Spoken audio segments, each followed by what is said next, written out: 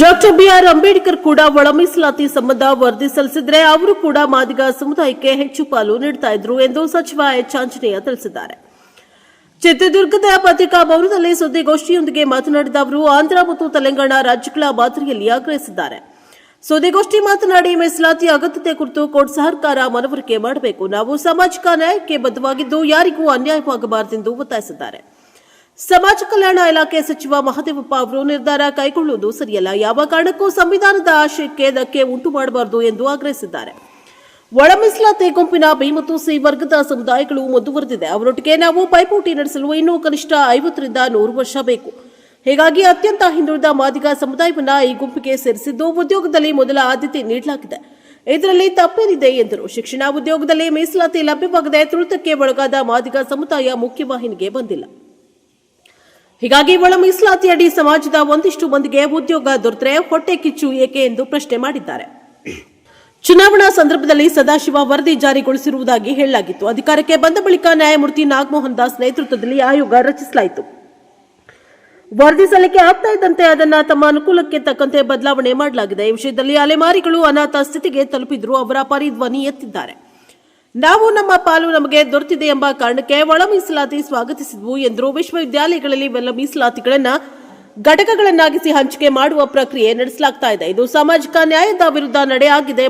ಮಾದಿಗ ಸಮುದಾಯಕ್ಕೆ ಅನ್ಯಾಯವಾದರೆ ನಾವು ಸುಮ್ಮನಿರಲ್ಲ ಎಂದು ಎಚ್ಚರಿಕೆ ನೀಡಿದ್ದಾರೆ. ವಿಶ್ವವಿದ್ಯಾಲಯಗಳಲ್ಲಿನ ಹುದ್ದೆಗಳಲ್ಲಿ ಯಾವ ಜಾತಿ ಎಷ್ಟು ಅವಕಾಶ ಪಡೆದಿದ್ದಾರೆ ಎಂಬ ಪಟ್ಟಿ ಬಿಡುಗಡೆ ಮಾಡಲಿ, ಆಗ ಸತ್ಯದ ದರ್ಶನ ಆಗಲಿದೆ ಎಂದರು.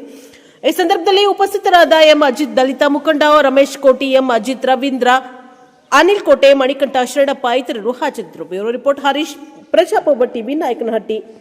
ನೇಮಕಾತಿಗಳಾಗಿಲ್ಲ, ಎಲ್ಲ ಸ್ಟೇಗಳು ಬಂದು ಕುತ್ಕೊಂಡಿದ್ದಾವೆ. ಒಳ ಮೀಸಲಾತಿ ವಿಚಾರವಾಗಿ ಸ್ಟೇ ಬಂದಿದೆ, 56% ಆಗಿರೋದಕ್ಕೆ ಸ್ಟೇ ಬಂದಿದೆ.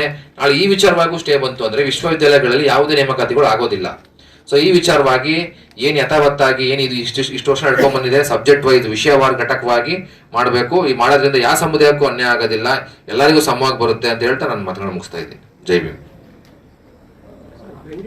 ಅವರೇ ಏನು ಯಾರೋ ಕಿವಿ ಚುಚ್ಚಿದ್ದಾರೆ ಅನ್ನೋ ಒಂದು ಉದ್ದೇಶದಿಂದ ಏನ್ ಮಾಡಕ್ ಹೊರಟಿದ್ದಾರೆ, ವಿಶ್ವವಿದ್ಯಾಲಯನ ಘಟಕವಾರು ಮಾಡಕ್ ಹೊರಟಿದ್ದಾರೆ. ಇದ್ರ ಜೊತೆಗೆ ಅಲಹಾಬಾದ್ ಹೈಕೋರ್ಟ್ ಆಗಿರ್ಬೋದು, ಸುಪ್ರೀಂ ಕೋರ್ಟ್ ಆಗಿರ್ಬೋದು, ಏನಂತ ಮತ್ತೆ UGC ಅವರು ಕೂಡ ಏನು ಹೇಳಿದ್ದಾರೆ, ಪ್ರತಿ ಒಂದು ವಿಶ್ವವಿದ್ಯಾಲಯ ನೇಮಕಾತಿಗಳಲ್ಲಿ ವಿಷಯವಾರೇ ಆಗ್ಬೇಕು. ವಿಷಯವಾರ ಯಾಕಾಗ್ಬೇಕಪ್ಪ ಅಂತಂದ್ರೆ, ಫಾರ್ ಎಕ್ಸಾಂಪಲ್ ಎಕನಾಮಿಕ್ಸ್ ಓದ್ದವನು, ಸೈನ್ಸ್ ಓದ್ದವನು, ಮ್ಯಾಥಮೆಟಿಕ್ಸ್ ಶೋಷಿತರ ಕಡೆಗಣಿಸಲ್ಪಟ್ಟಿರ್ತಕ್ಕಂಥ ಸಮುದಾಯಗಳಿಗೆ ನ್ಯಾಯವನ್ನು ಕೊಡ್ತಾರೆ ಎಂಬತಕ್ಕಂಥ ನಂಬಿಕೆ ನಮಗೆಲ್ಲ ಇದೆ. ಅದರಿಂದ ನೀವು ಅದನ್ನು ಮಾಡ್ತೀರನ್ನೋ ವಿಶ್ವಾಸನೂ ಕೂಡ ನನಗಿದೆ. ಅದರಿಂದ ನೀವು ಮಧ್ಯಪ್ರವೇಶ ಮಾಡಿ ಯಾವರೇ ಒತ್ತಡ ಕೂಡ ಮಣಿದೆ ನಮಗೆ ನ್ಯಾಯವನ್ನು, ಮಾದಿಗ ಸಮುದಾಯಕ್ಕೆ ನ್ಯಾಯವನ್ನು ಒದಗಿಸಿಕೊಡಬೇಕು ಅಂತೇಳಿ ನಾನು ಸಿದ್ದರಾಮಯ್ಯನವರಲ್ಲಿ ವಿನಂತಿಯನ್ನು ಮಾಡ್ತೀನಿ.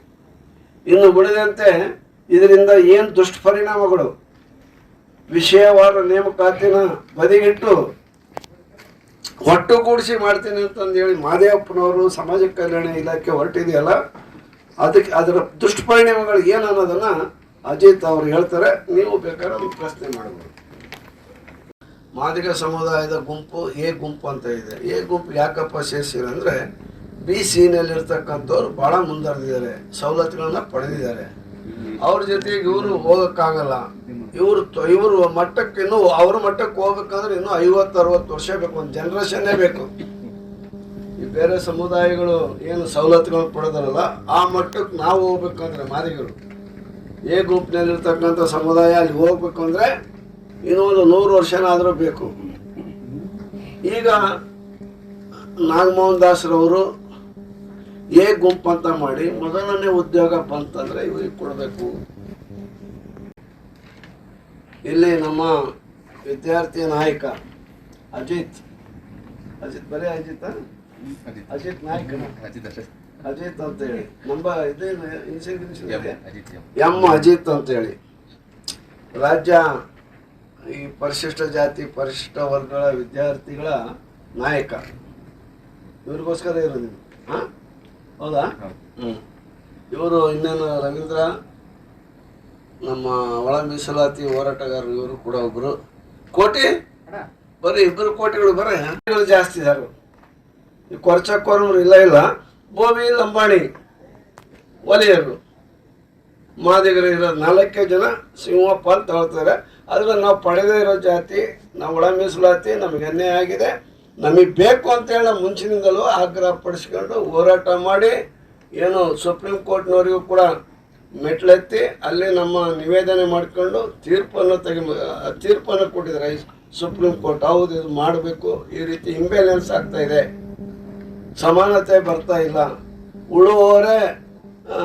ಉಳುವವರಾಗ್ತಾ ಇದ್ದಾರೆ, ಇಲ್ಲದವರಿಗೆ ಏನೂ ಸಿಗ್ತಾ ಇಲ್ಲ ಅನ್ನೋ ದೃಷ್ಟಿಯಿಂದ ಸುಪ್ರೀಂ ಕೋರ್ಟ್ ಹೇಳಿದೆ. ಅದರಿಂದ ಕೂಡಲೇ ನೀವು ಯಾವ್ಯಾವ ಯೂನಿವರ್ಸಿಟಿಯಲ್ಲಿ ಯಾವ್ಯಾವ ಜಾತಿಯವರು, ಯಾವ್ಯಾವ ವಿಷಯವಾರು, ಎಷ್ಟು ಜನ ಲೆಕ್ಚರರ್ ಇದ್ದಾರೆ, ಪ್ರೊಫೆಸರ್ಗಳಿದ್ದಾರೆ, ಗುಮಾಸ್ತರಿದ್ದಾರೆ, ಜವಾನರಿದ್ದಾರೆ, ಎಲ್ಲದನ್ನು ಕೂಡ ನೀವು ಪಬ್ಲಿಷ್ ಮಾಡಬೇಕು, ಗೊತ್ತಾಗಬೇಕು ಸಾರ್ವಜನಿಕರಿಗೆ. ಈ ಒಂದು 4-6 ಪೋಸ್ಟ್ ನಮಗೆ ಬರ್ತತಿ ಗುಂಪಿನವ್ರಿಗೆ ಅನ್ನೋದಕ್ಕೋಸ್ಕರ ಇಷ್ಟು ಹೊಟ್ಟೆ ಉರಿ ಜನಸಂಖ್ಯೆ ಆಧಾರದ ಮೇಲೆ ಉದ್ಯೋಗನೂ ಕೂಡ ತುಂಬಬೇಕು. ಈಗ ಪೊಲಿಟಿಕಲ್ ಆಗಿ ಕೊಟ್ಬಿಟ್ಟಿದ್ದಾರೆ ನೋಡಿ ಇವರೇ. ರಾಜಕೀಯವಾಗಿ ಈಗಾಗಲೇ ಪಾರ್ಲಿಮೆಂಟ್ನಲ್ಲಿ ಎಲ್ಲ ಜನಪ್ರತಿನಿಧಿಗಳ ಆಯ್ಕೆಯಲ್ಲಿ ನೀವು ಯಾಕೆ ಕೊಟ್ರಿ? ಹೆಂಗಾರು ಇದಕ್ಕೂ ಕೂಡ ಮಾನದಂಡ ಇಡಬೇಕಾಯ್ತಲ್ಲ. 24% ಮೀಸಲಾತಿ ಆಗಿಬಿಟ್ಟಿದೆ ಅಲ್ಲೇ ಎಲ್ಲದರಲ್ಲೂ ಕೂಡ. ಈ ಉದ್ಯೋಗದಲ್ಲಿ ಮಾತ್ರ ಆಗಿಲ್ಲ. ಇದು ಆಗಬೇಕು ಅಂದರೆ ಇವರು ತೀರ್ಮಾನ ತೆಗೆದುಕೊಂಡ್ರೆ ಹಿಂದಿನ BJP ಸರ್ಕಾರ ಅದನ್ನು 9 ಶೆಡ್ಯೂಲ್ಗೆ ತಂದು ಅದನ್ನ ಸಿಂಧುತ್ವ ಮಾಡಿಸ್ಬೇಕಾಯ್ತು. ಎಲ್ಲಿ ಪಾರ್ಲಿಮೆಂಟ್ನಲ್ಲೋ ಅಥವಾ ಇದರಲ್ಲಿ ಮಾಡಿಸ್ಲಿಲ್ಲ ಅವರು. ಈಗ ಅದನ್ನು ಯಾರೋ ಹೋಗ್ಬಿಟ್ಟು ಕೋರ್ಟಿಗೆ ಹೋಗಿ ಸ್ಟೇ ಕೊಟ್ಟಿದ್ದಾರೆ. ಅದರಿಂದ ಅಲ್ಲಿ ಹೋಗಿ ಇದನ್ನು ಸಮರ್ಥನೆ ಮಾಡಿಕೊಂಡು ಅದನ್ನು ವೆಕೇಟ್ ಮಾಡಿಸ್ತಕ್ಕಂಥ ಕೆಲಸನ ಈ ಸರ್ಕಾರ ಮಾಡಬೇಕು ಅಂತಂದೇಳಿ ನಾನು ಈ ಸಂದರ್ಭದಲ್ಲಿ ಮನವಿಯನ್ನು ಮಾಡ್ತೀವಿ.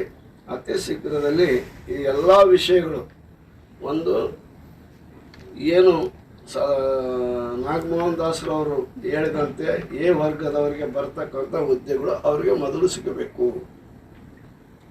ಆಮೇಲೆ B, C ಈ ರೀತಿಯಾಗಿ ಸೈಕಲ್ ಇದ್ದಂಗೆ ಮಹದೇವಪ್ಪನವರು ಈಗೇನು ಹೇಳಿದರೆ ನೀವು ನಿಮ್ಮ ಕೈಯಲ್ಲಿದೆ ನೋಡ್ರಿ, ವಿವಿಯನ್ನೇ ಒಂದು ಘಟಕವನ್ನಾಗಿ ಮಾಡಿ ಹುದ್ದೆಗಳನ್ನು ತುಂಬ್ತೀವಿ ಅಂತಕ್ಕಂಥ ಹೇಳ್ತಕ್ಕಂಥ ನೀತಿ ಏನಿದೆಯಲ್ಲ, ಪ್ರಜಾಪ್ರಭುತ್ವಕ್ಕೆ, ಬಾಬಾ ಸಾಹೇಬ್ ಅಂಬೇಡ್ಕರ್ ಅವರ ನೀತಿಗೆ, ಸಂವಿಧಾನಕ್ಕೆ ವಿರುದ್ಧವಾದಂಥ ನಡೆ, ಅದನ್ನ ಕೂಡಲೇ ಕೈ ಬಿಡಬೇಕು ಅಂತಂದೇಳಿ ನಾನು ಇಲ್ಲಿಂದ ಅವ್ರಿಗೆ ಆಗ್ರಹ ಮಾಡ್ತಾ ಇದ್ದೀನಿ. ಅದರ ಜೊತೆಗೆ ಏನಾಗಿದೆ ಅಂತ ಹೇಳಿದ್ರೆ ಎಲ್ಲ ಹುದ್ದೆಗಳನ್ನು ಕೂಡ ಈಗ ನಮ್ಮ ಇದರಲ್ಲೆಲ್ಲ ಮೊನ್ನೆ PG ಸೀಟ್ನೆಲ್ಲ ತುಂಬಿದರು, MD MS ಎಲ್ಲ ಅವನು ಕೂಡ ಸಬ್ಜೆಕ್ಟ್ ವೈಸೇ ನಾವು ತುಂಬಿದ್ದೀವಿ. ಈಗ ಅವರೆಲ್ಲರಿಗೂ ಹುದ್ದೆಗಳು ಸಿಕ್ಬಿಡ್ತಲ್ಲ, ಇವೆಲ್ಲ ನೋಡಿ ಅವ್ರಿಗೆ ತಡ್ಕೊಳಕ್ಕಾಗ್ತಾ ಇಲ್ಲ. ಇದು ಕೂಡ ಅಷ್ಟೇ, ಮೊದಲನೇ ಹುದ್ದೆ ಬರುತ್ತೆ ಅವ್ರಿಗೆ ಕೊಡಲೇಬೇಕು. ಗುಂಪು ಅಂತ ಮಾಡಿರೋದು ಯಾಕೆ ಅಂದಿದ್ರೆ ಅತ್ಯಂತ ಹಿಂದುಳಿದವರು ಇವರು. B, C ಅನ್ನೋದು ಇವರು ಒಂದು ಸ್ವಲ್ಪ ಮುಂದುವರೆದಿದ್ದಾರೆ ಅನ್ನೋ ದೃಷ್ಟಿಯಿಂದ ಕೊಟ್ಟಿರ್ತಕ್ಕಂಥದ್ದು. ಬೇಕು ನಮಗೆ ಅನ್ಯಾಯ ಆಗಿದೆ ಅಂತೇಳಿ ಹೋರಾಟ ಮಾಡ್ಕೊಂಡು ಕೇಳಿ ಕಣ್ಣೀರು ಹಾಕಿರ್ತಕ್ಕಂಥ ಈ ಸಮುದಾಯಕ್ಕೆ ನ್ಯಾಯವನ್ನು ಕೊಡಲಿಕ್ಕೆ ರಾಜ್ಯ ಸರ್ಕಾರ ಹಿಂದೆ ಮುಂದೆ ನೋಡಬಾರ್ದು. ಎಲ್ಲರನ್ನೂ ತೃಪ್ತಿಪಡಿಸೋಕ್ಕಾಗಲ್ಲ. ಯಾವ ಆಯೋಗ ಬಂದಾಗೆಲ್ಲ ಕೂಡ ಇಂಥ ತಕರಾರು ಇದ್ದೇ ಇರುತ್ತೆ. ಈಗ ಇದು ಬಂತು, ಅವನವ್ರ ವರದಿ ಜಾರಿಗೆ ಬಂದಾಗ ಪ್ರಬಲವಾದಂಥ ಕೋಮುಗಳೆಲ್ಲ ವಿರೋಧ ಮಾಡಿದರು. ಇಲ್ಲ ಧ್ವನಿ ಇಲ್ಲದಿರತಕ್ಕಂಥ ದುರ್ಬಲ ವರ್ಗದವ್ರಿಗೆ ನಾವು ಒಂದು ಭದ್ರತೆ ನೀಡಲಿಕ್ಕಾಗಿ ಸಾಮಾಜಿಕ ಶೈಕ್ಷಣಿಕವಾಗಿ ಸಮುದಾಯಗಳನ್ನು ಉದ್ಧಾರ ಮಾಡಲಿಕ್ಕಾಗಿ ಈ ಆಯೋಗನ ರಚನೆ ಮಾಡಿದ್ದೀವಿ, ನಾವು ಮಾಡ್ತೀವಿ ಅಂತೇಳಿ ದೃಢವಾದಂಥ ನಿರ್ಧಾರವನ್ನು ದೇವರಾಜ ಅರಸು ಅವರು ತೆಗೆದುಕೊಂಡ್ರು. ಈಗ ನಮ್ಮ ಹಾಕ್ಬಿಟ್ಟು ಇಲ್ಲ ವಿಷಯವಾರೇ ನೀವು ನೇಮಕಾತಿ ಮಾಡ್ಕೋಬೇಕು, ಪೂರ ಎಲ್ಲ ಒಗ್ಗೂಡಿಸಿ ಹುದ್ದೆಗಳನ್ನು ಕರಿಬಾರ್ದು. ಎಲ್ಲ ಎಷ್ಟು ಹುದ್ದೆಗಳಿದಾವ, ಪ್ರೊಫೆಸರ್ 20 ಹುದ್ದೆಗಳಿದ್ದೆ ಅಂದರೆ ಅವರೆಲ್ಲ ಸೇರಿ ಕರೀಲಿಕ್ಕೆ ಹೊಂಟಿದ್ರು. ಅದು ಮಾಡೋದು ತಪ್ಪು ಅಂತಂದೇಳಿ ಇವರೇ ಹೇಳಿದ್ದಾರೆ, ಸಮಾಜ ಕಲ್ಯಾಣ ಇಲಾಖೆಯವರು ಹೇಳಿಬಿಟ್ಟಾದ್ಮೇಲೆ 2-3 ವರ್ಷದಿಂದ ಅಪ್ಡೇ ಇಟ್ಕೊಂಡಿದ್ದಾರೆ. ಈಗ ಏನು ಮಾಡ್ತಾ ಇದಾರೆ ಅಂತಂದರೆ ಈ ಮಾದಿಗರಿಗೆ ಹೋಗ್ಬಿಡ್ತಲ್ಲ ಹುದ್ದೆಗಳು ಅನ್ನೋ ಕಾರಣಕ್ಕೋಸ್ಕರ ಅದನ್ನು ಮಾಡಿದ್ದಾರೆ. ಅದನ್ನು ಮಾಡೋದ್ರಿಂದ ಕೇವಲ ಬರೀ ಮಾದಿಗರಿಗೆ ಅನ್ಯಾಯ ಆಗಲ್ಲ, ವಲಯರಿಗೂ ಅನ್ಯಾಯ ಆಗುತ್ತೆ, ಈ ಬೋವಿ ಲಂಬಾಣಿಗಳಿಗೂ ಅನ್ಯಾಯ ಆಗುತ್ತೆ. ವಿಶೇಷವಾಗಿ ಪರಿಶಿಷ್ಟ ಪಂಗಡದ ವಾಲ್ಮೀಕಿ ಮತ್ತಿತರ ಸಮುದಾಯಗಳದವಲ್ಲ, ST ಪಂಗಡದಲ್ಲಿರ್ತಕ್ಕಂಥ ಸಮುದಾಯಗಳಿಗೂ ಕೂಡ ಅನ್ಯಾಯ ಆಗುತ್ತೆ. ಅದ್ರ ಬಗ್ಗೆ ಕ್ಲೀನಾಗಿ ನಮ್ಮ ಅಜಿತ್ ಹೇಳ್ತಾ ಇರ್ಬೇಕಾದ್ರೆ ನಿಮಗೆ. ಅದರಿಂದ ನಾವು ಈಗ ಏನಿದೆಯಲ್ಲ ಇದು ಆಯಿತು. ಅದ್ರ ಜೊತೆಗೆ ಆಂಧ್ರ